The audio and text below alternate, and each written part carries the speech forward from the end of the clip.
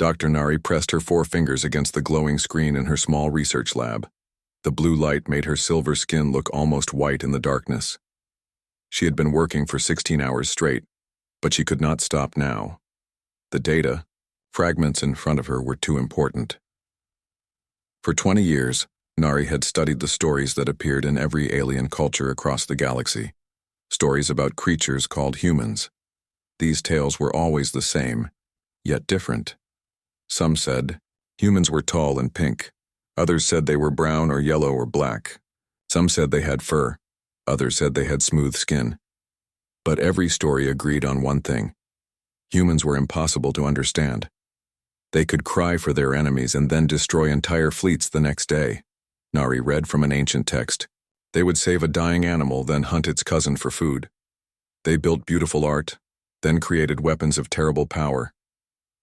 Nari's people, the Veltari, were logical. They did not understand these contradictions. Most scholars said humans were just myths, stories created to explain things that ancient peoples could not understand. But Nari was not so sure. She pulled up another file on her screen. This one showed pictures from an old battlefield on the planet Karis. The weapon marks on the rocks were strange. They did not match any known technology from any current species. The blast patterns were too focused, too precise. Current weapons either destroyed everything or destroyed nothing. These weapons seemed to choose what to destroy. Dr. Nari. She turned to see her assistant Dak standing in the doorway. His green skin was darker than usual, which meant he was worried. What is it, Dak? The Council security forces were here again. They asked about your research. They wanted to know what files you have been accessing. Nari felt her heart speed up. This was the third time this month that security had asked about her work.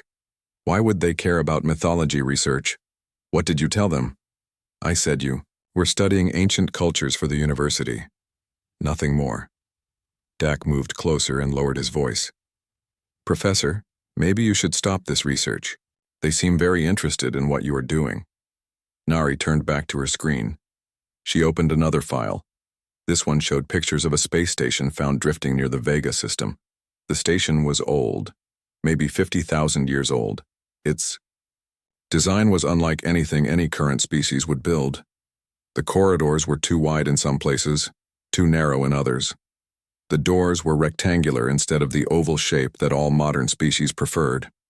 Most strange of all, the station had places that seemed designed for creatures that needed to sit down. Look at this, Nari said, pointing to the image.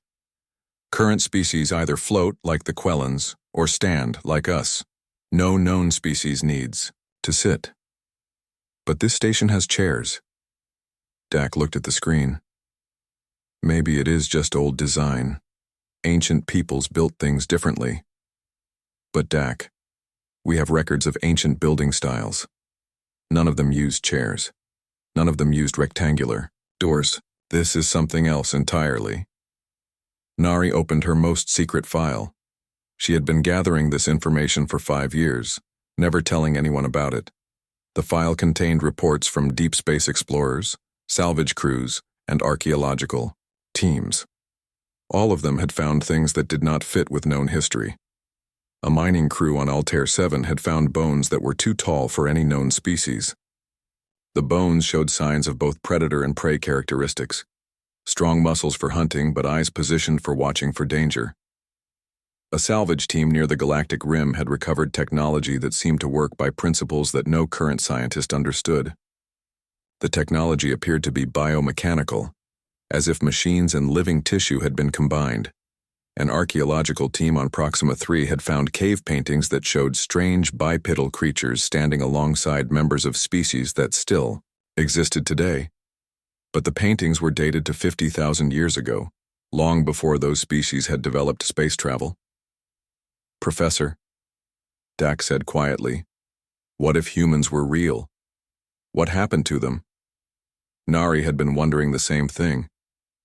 If humans had existed, why were there no current records of them? Why did the Galactic Council treat any research into human mythology as suspicious? Why were the deepest archives sealed with classification levels that even university researchers could not access? She opened one final file, The most disturbing one. It was a communication log from a council security meeting. She had obtained it through contacts who preferred to remain anonymous. The log was brief, but its contents made her hands shake. Project designation, Forgotten Echo. Status, ongoing monitoring. Any research into Subject H classification must be reported immediately. Historical revision protocols to remain in effect until further notice. Subject H classification. Historical revision protocols. These were not terms used for mythology research. Doc, Nari said, her voice barely above a whisper. I think humans were not just real. I think someone made sure we would forget they existed. Outside her lab, footsteps echoed in the hallway, heavy footsteps that belonged to Council security forces. Nari quickly closed all her files and activated the emergency data wipe protocols. Whatever the truth about humans was, someone very powerful wanted it to stay hidden. The footsteps stopped, outside her door. Commander Tay stood on the bridge of his warship, staring at readings that made no sense. His crew of 12 had been monitoring deep space for 10 years, but they had never seen anything like this. Sir, the signal is getting stronger, said his communications officer, a young Kalari named Rin. Her blue tentacles moved nervously as she worked at her station. It is coming from the dead zone. The dead zone. That was what everyone called the space beyond the galactic rim. Nothing lived there. Nothing could live there. The area had been poisoned by an ancient stellar disaster 50,000 years ago. Even the Council's best ships could not survive there for more than a few hours. Play the signal again, Tay ordered. The bridge filled with a strange sound. It was not random noise. It had patterns, rhythms, mathematical sequences that seemed almost familiar. But underneath the mathematics was something else, something that made Tay's skin crawl. Computer, analyze the signal patterns, he said. The ship's artificial intelligence responded in its calm, mechanical voice. Signal contains mathematical progressions consistent with advanced space navigation. Also detecting tactical communication. Protocols. Warning. Signal patterns match descriptions found in restricted historical archives. Tay felt cold. Which historical archives? Access denied. Classification level beyond current user authority. This was impossible. Tay was a council commander. His security clearance allowed him to access almost any information in the galactic database. What could be classified beyond his level? Sir, called out his sensor operator, a tall Vorthak named Cole. I am detecting movement in the dead zone. Multiple large objects approaching the galactic rim. Show me.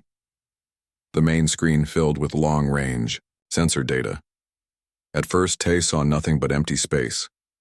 Then slowly shapes began to appear.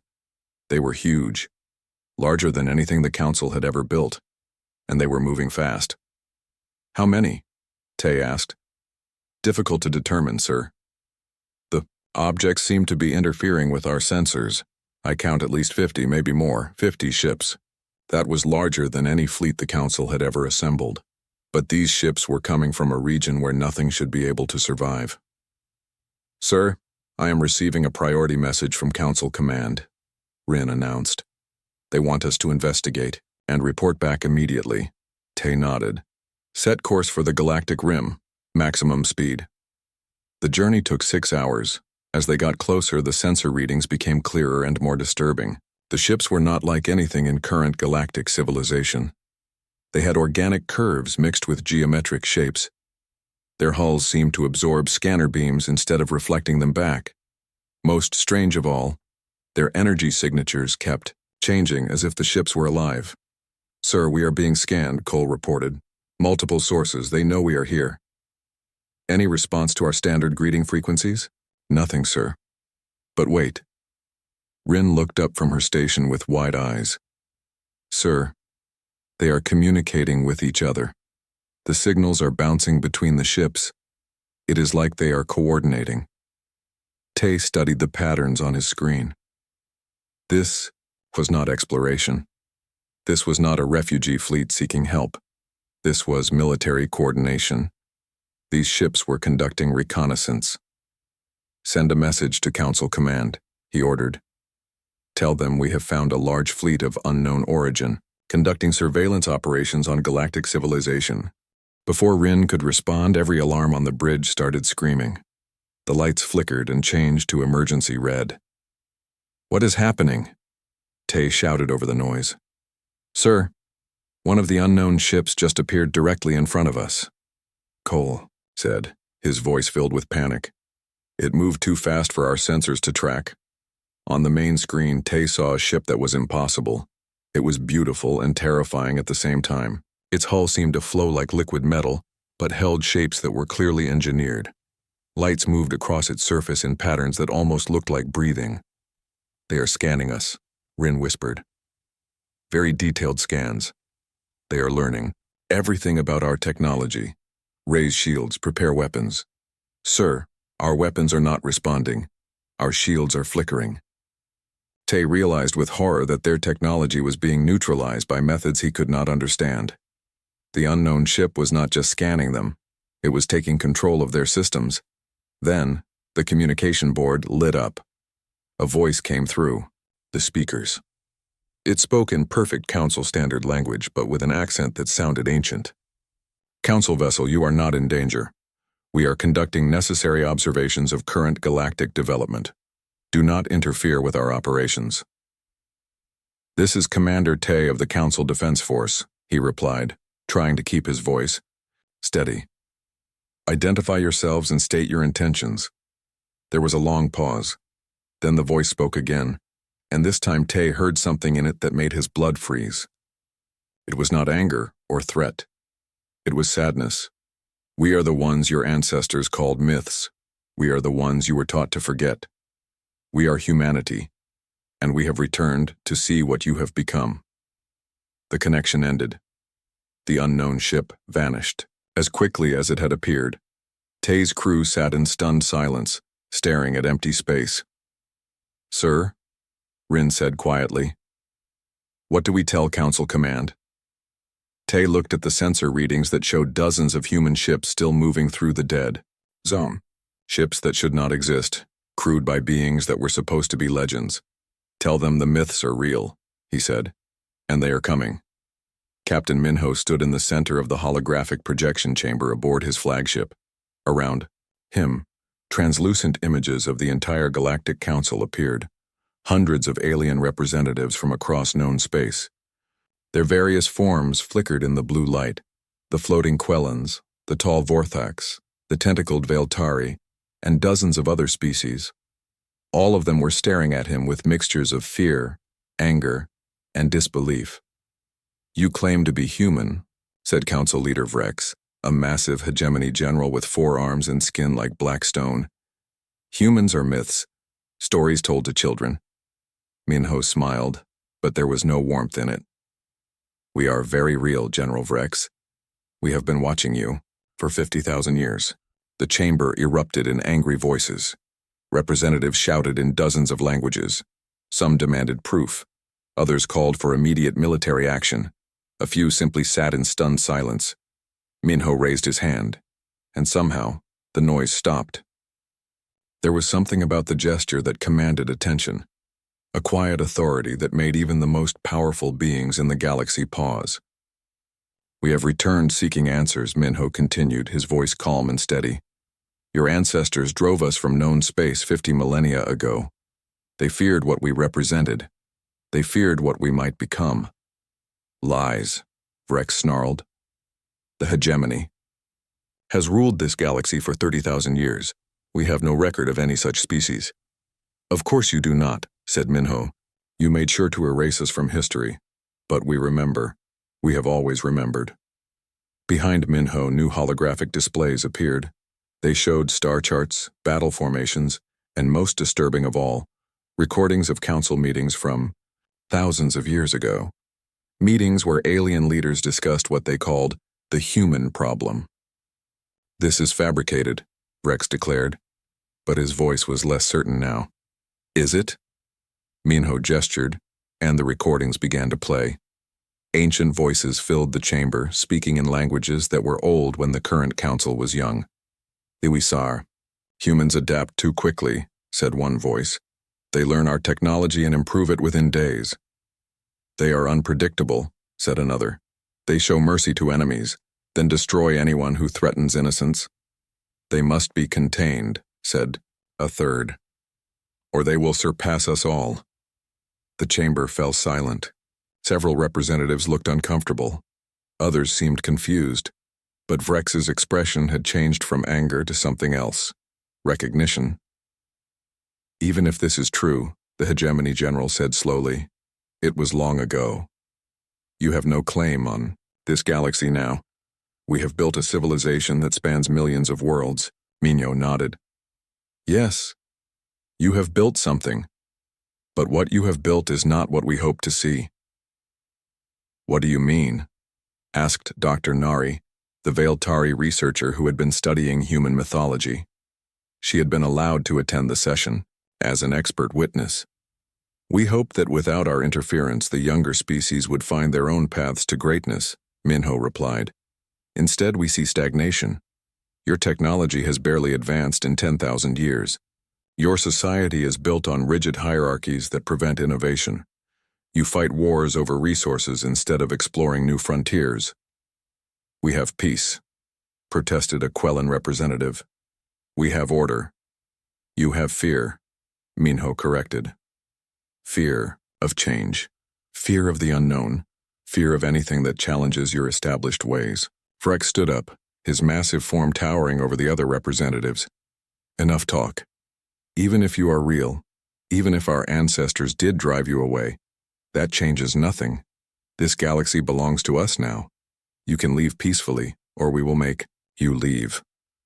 Minho's expression remained calm, but something shifted in his eyes. Something that made even the bravest council members step back. General Vrex, he said quietly, I offer you a choice. Acknowledge what was done to us. Begin negotiations for a peaceful coexistence. Learn from your mistakes.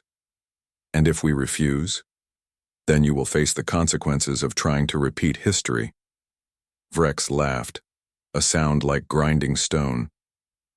You think your small fleet can challenge the might of the Galactic Council? We have millions of ships, billions of soldiers, advanced weapons that can destroy entire star systems. Do you? Minho asked. Lieutenant Yuna, please display our current fleet strength. A young human woman stepped forward and activated a holographic display. The chamber filled with images of ships, thousands upon thousands of them. They were emerging from the space between galaxies, from hidden bases in asteroid fields, from dimensions that Council science insisted did not exist. We have been preparing for 50,000 years, Minho said. We have not been idle. We have not been stagnant. We have been learning, growing, and evolving. The Council representative stared at the display in horror. The human fleet was not just large, it was impossibly advanced. Ships that seemed to repair themselves, weapons that appeared to learn from each battle, technology that blended science, and art in ways that violated every known law of physics. This is impossible, Vrex whispered. General, Minho said, you are about to learn why we became myths in the first place. We do not just fight wars, we redefine what war means. The hologram flickered and changed, showing human ships moving through Council space. They were not attacking, not yet. But they were positioning themselves around every major Council world, every important military base, every crucial trade route. You have 12 hours to decide, Minho announced. Choose wisely. The myths you forgot are about to become the reality you face. Admiral Sue watched the tactical display on her ship's bridge with growing concern. Red dots, representing Council forces, were scattered across 12 star systems, all firing on the blue dots that marked human vessels. The war had been going on for 3 weeks, and it was unlike anything the galaxy had ever seen. Status report, she ordered her tactical officer, a calm man named Jay who had served with her for 15 years. The Council's 7th Fleet engaged. Our reconnaissance group near Altair, Jay reported. They used their new plasma cannons, the ones they said could punch through any armor. And our ships absorbed the energy and converted it to power their own weapons. The Council ships are now floating dead in space, but their crews are alive. We sent rescue pods. Sue nodded. This was how every battle had gone. The Council would attack with their most advanced weapons, confident in their technological superiority.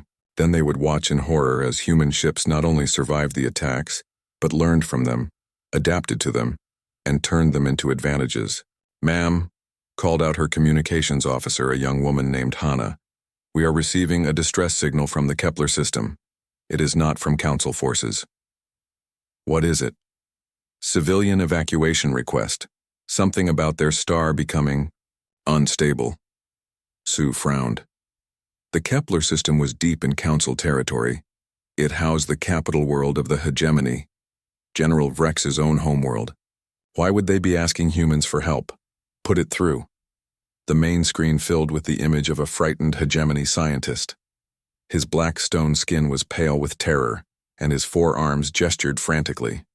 "Please, anyone who can hear this," the scientist said. "Our star is going to explode. We have maybe 4 days before it destroys everything in the system. We need evacuation ships. We need help." "Cut the transmission," Sue ordered. She turned to her science officer, a thoughtful man named Wu. "Analysis?" "Our deep space monitors detected the stellar instability 6 days ago," Wu replied. "The Kepler star is indeed going to explode. The blast will destroy at least 5 planets and kill approximately 8 billion civilians. What about Council evacuation efforts?" "They have been trying for 2 days. Their largest transport ships can carry maybe 50,000 people each. They have 12 ships. Even working perfectly, they cannot evacuate more than 1 million people before the star explodes." Sue stared at the tactical display.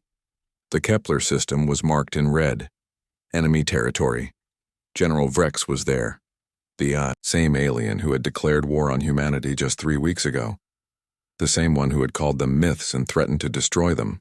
"Ma'am," Jay said quietly, "the Council fleet is still shooting at our ships in the nearby systems. If we go to Kepler, we will be flying directly into their strongest defensive positions." "I know. They might think it is an attack. They might use their forbidden weapons, the ones that can destroy entire star systems." "I know that too." Sue looked around her bridge at the faces of her crew. She saw the same expression on all of them, the look of people who knew what needed to be done even if it made no sense to anyone else. "Hannah, send a message to all human ships in this sector. Tell them to converge on the Kepler system immediately. Tell them we have a rescue operation." "Ma'am," Hannah said carefully, "should I mention that we will be rescuing the people who are currently trying to kill us?" "No need," Sue replied. "They will understand." The journey to Kepler took 18 hours. As the human fleet approached the system, they were met by a massive Council armada. Hundreds of warships, all with weapons powered and ready to fire. "Incoming transmission from the Council fleet," Hannah reported. "Put it through." General Vrex appeared on the screen. His massive form filled the display, but Sue could see fear in his eyes. "Human ships, you will stop immediately," he commanded. "This is hegemony space. You are not welcome here." "General," Sue said calmly, "we are here to help evacuate your people." "Lies. You are here to attack while we are vulnerable."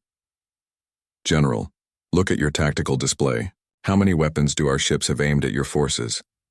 There was a long pause. Brex's expression changed as he realized what his sensors were telling him.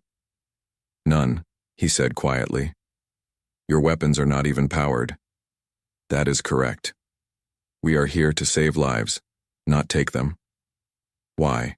The question came out as barely a whisper. "We are at war. We have been trying to destroy you for weeks." Sue smiled, and for a moment, she looked like someone's grandmother instead of a military commander. "General, that is exactly why we are here. Someone needs to show you what it means to be human." Over the next 3 days, human ships worked alongside Council vessels to evacuate the Kepler system. They used technology that the Council had never seen. Transporters that could move thousands of people in seconds. Ships that could expand their internal space to hold entire cities. When Council ships were damaged by solar radiation, human crews repaired them. When Council pilots were injured, human medics treated them. When food and water ran short, humans shared their supplies. On the final day, as the star began its death throes, Admiral Sue's ship was the last to leave the system. She watched on her screen as 8 billion people, enemies who had been shooting at her just days before, escaped to safety in the evacuation fleet. "Ma'am," Jay said, "we are receiving messages from across the galaxy. Some council worlds are asking why we saved their enemies. Some are asking if we can help them with their own problems." Sue nodded. "The legend is being tested, Jay. Let's see what we have learned." Commander June stood in the ancient archives, beneath the council capital, surrounded by holographic displays that flickered with 50,000 years of hidden history. Above them, the final battle raged in space as desperate hegemony forces prepared to use weapons that could crack planets in half. Dr. Nari worked frantically at the control panel beside him, her silver fingers dancing across buttons that had not been touched in millennia. Around them, other council representatives watched in stunned silence as the truth of their civilization's founding began to emerge. "There," Nari whispered, her voice filled with awe and horror. "I found the original records, the ones they tried to destroy." The chamber filled with images from 50,000 years ago. They showed a galaxy very different from the current one. Younger, wilder, full of species that were just beginning to reach for the stars. And moving among them, helping them, teaching them, were the humans. "We were not conquerors," June said, quietly, watching his ancestors on the ancient recordings. "We were teachers, guides. We helped younger species develop their own technology, their own cultures, their own paths to the stars." The recordings showed human ships arriving at primitive worlds, not with weapons, but with knowledge. They showed human scientists working alongside alien researchers, sharing discoveries that advanced entire civilizations by thousands of years. They showed human diplomats helping to resolve conflicts between species that had never learned to communicate. "But you were too good at it," said General Vrex, his voice bitter. He had come down from the battle above to witness this revelation. "You made us feel small, weak, dependent." "Yes," June agreed. "That was the problem. We were not trying to make you feel small, but that is what happened. Every time we helped, every time we solved a problem you could not solve, we took away your chance to grow." The recordings changed, showing council meetings from 49,000 years ago. Alien leaders from dozens of species gathered in secret, discussing what they called the human problem. "They learn too fast," one ancient voice said. "If they continue to advance, they will leave us all behind." "They are too unpredictable," said another. "They show mercy to enemies, then destroy anyone who threatens innocence. We cannot understand them." "They must be stopped," said a third. "Not destroyed, we are not monsters, but removed, for the good of all younger species." June paused the recording and looked around the chamber. "This is where you made your mistake. You thought we needed to be stopped." But we had already reached the same conclusion. The recordings resumed, showing a massive human fleet gathering at the edge of the galaxy. But these were not warships preparing for battle. They were evacuation vessels, loaded with entire human populations. "We chose to leave," June said, his voice carrying the weight of millennia. "We saw what our presence was doing to the younger species. We saw that you would never truly grow while we were here to solve your problems. So we made the hardest choice any species has ever made." The images showed human ships departing known space, heading for the void between galaxies. They showed entire worlds being abandoned, cities left empty, technology deliberately destroyed so it could not be used as a crutch by other species. "We gave up our home," June continued. "We gave up our place in the galaxy. We went into exile so that you could have the chance to become what you were meant to become. But we didn't," Dr. Nari said quietly. "We stagnated. We stopped growing. We became afraid of change." "Yes, and that is why we have returned." The recordings shifted to show the present day, images of human ships emerging from the void, scouts, returning after 50,000 years to find a galaxy that had forgotten how to dream. "We came back because you need us again," June said. Not to solve your problems, but to remind you that problems can be solved. Not to lead you, but to show you that leadership comes from within. Not to conquer you, but to stand beside you as equals. Above them, the sounds of battle suddenly stopped. The forbidden weapons that the hegemony had been preparing to use remained, silent. The hegemony fleet is surrendering, reported a council communications officer. They are asking for terms. Tell them there are no terms, June said. Tell them there is only a choice. Continue fighting the past or help us build the future. General Vrex stared at the human commander. What kind of future? One where humans and aliens work together as partners, not as teachers and students. One where we face the challenges coming from beyond the galaxy as equals. One where the legends of the past become the hope of tomorrow. The final recording played, showing images of the threats that lay beyond the galactic rim. Vast alien armadas, from other dimensions, forces that made the current war look like a children's game. Enemies that no single species could face alone. This is why we returned, June said. Not for conquest or revenge, but for survival. Yours and ours. In the weeks that followed, the new galactic charter was signed.